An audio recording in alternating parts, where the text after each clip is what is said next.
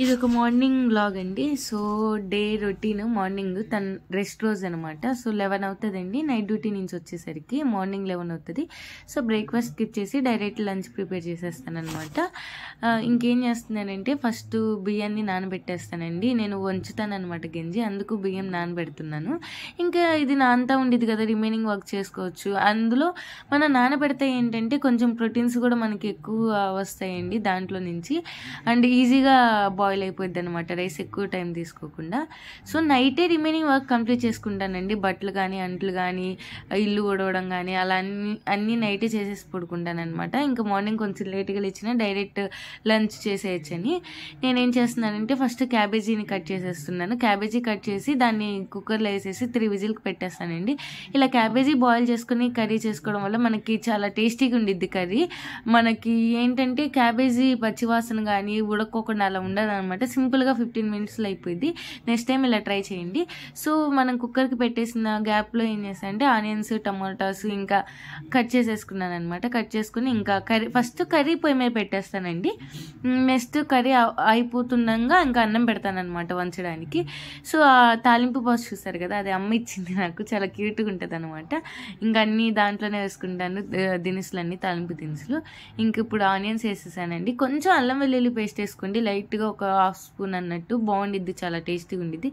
So చూసారు కదా అన్నం పెట్టేసేసానండి. మేము సాల్ట్ వేసుకుంటాం అన్నంలో, ఉప్పు వేసుకుంటాం, కల్లుప్పు అలవాటు చిన్నప్పటి నుంచి అనమాట.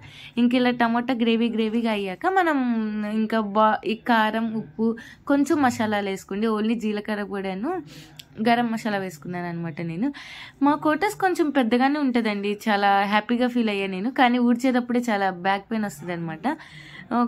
ఈ బాల్కనీ ఉంటుంది కదా, హాల్లో బాల్కనీ చూసారు కదా, చాలా పెద్దగా ఉంటుందండి, చాలా బాగుండిద్ది అనమాట. ఇంకా బెడ్రూమ్ అను కిచెన్ బాల్కనీస్లో పావురాలు గుడ్లు పెట్టినాయండి.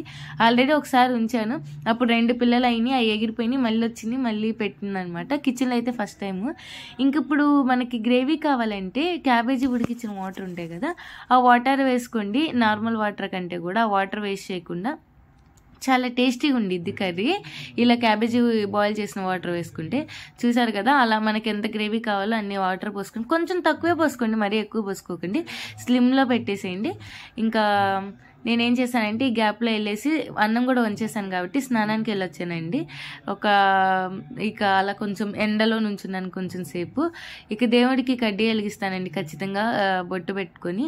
అది డైలీ రొటీన్ అనమాట. ఇక స్నానం చేశాక సాయంత్రం కానీ మార్నింగ్ కానీ. ఈవినింగ్ మ్యాక్సిమం మా హస్బెండ్ వెలిగిస్తారు. మార్నింగ్ నేను పనంతా అయ్యాక స్నానం చేస్తాను కాబట్టి నేనే దేవుడికి సాంబ్రాణి కడ్డీ వెలిగిస్తానండి. చూసారు కదా మా క్యూట్ చిన్నదండి దేవుడి గది. ఇంకా నేను గోడ పైన కొట్టించేసాను అనమాట. ఇంతకు ముందు ఉన్న రెంటెడ్ హోమ్లో అయితే కింద పెట్టుకున్నాము, అలా దుమ్ము పడుతుంది చిమ్మేటప్పుడు కానీ అని చెప్పేసి ఇలా వాల్కి హ్యాంగ్ చేసేసానండి. సో అలా కడ్డీలు వెలిగించేసి ఇంకా దేవుడికి చూసేసి ఒకటేమో దేవుడి దగ్గర పెట్టేసి ఇంకోటేమో మనకి గడప ఉంటుంది కదండి మెయిన్ డోర్ దగ్గర, అక్కడ పెడతాను. ఎందుకంటే మంచిది అనమాట, మనకి ఏ నెగిటివ్ వైబ్రేషన్స్ రావు ఇంట్లోకి. నెక్స్ట్ టైం ఒకసారి ట్రై చేయండి. ఇక నేను ఇప్పుడు ఏం చేస్తున్నానంటే ఇక్కడ ఒకటి పెడతాను. ఈ మూలన పెడితే ఏంటంటే ఆగ్నేయం కదా, కొంచెం మంచిగా ఇల్లంతా స్ప్రెడ్ అయ్యిద్ది అని ఒక పాజిటివ్ వైబ్రేషన్ అని అక్కడ ఒకటి పెడతాను. ఇంకోటి వచ్చేసరికి ఇలా మెయిన్ డోర్ ఉంటుంది కదా, దాని గడప దగ్గర గుచ్చేస్తానండి. ఇది మా క్వార్టర్స్ అనమాట. ఇప్పుడు వస్తే చూడండి క్యారిడర్ అదంతా అలా కొంచెం చిన్నగానే ఉండిద్దండి క్యారిడర్. మిగతా వాళ్ళందరూ నార్త్ వాళ్ళు, మా పక్కన వాళ్ళు అనమాట, అంత ఫ్రెండ్స్